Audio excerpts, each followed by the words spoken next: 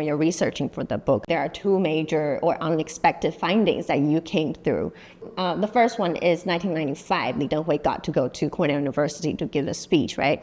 Can you give us like a brief highlight of your discovery of this incident? There are three parties in this game, Taiwan, and then China, PRC, and the United States. What I find interesting is that different parties, they harbor different kind of perception towards the same event. To the United States, to President Clinton, he agreed to grant entry visa to President Lee was because of the conflict infight between the legislative branch and between the executive branch, because he had a very, very bad terms with Newt Gingrich. By allowing Lee Teng-hui to visit the United States, he tried to sort of like improve the frosty relations between the executive branch, between the White House and the Congress. Another finding is that you described like a tense 1998 dispute with the White House accusing Taiwan's military of exaggerating tensions across the strait. Also, can you briefly elaborate on that?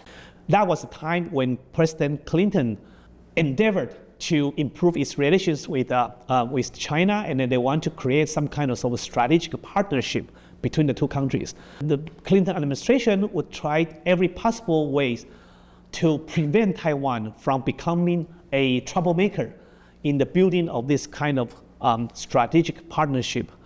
And then, so he did not try to intend to exaggerate the cross-strait relations or the tension happening in the cross-strait area.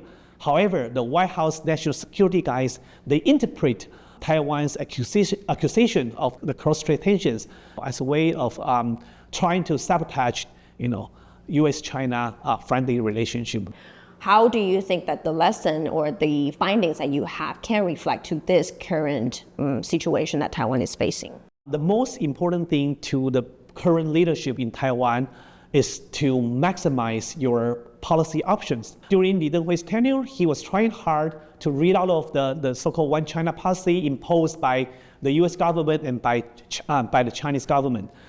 He would try to attempt to purchase more military equipment, not from the United States, but from Russia and from other countries, different countries. He would try to attempt to contact North Korean regimes in order to try to get more intelligence or more information from the so-called enemy countries.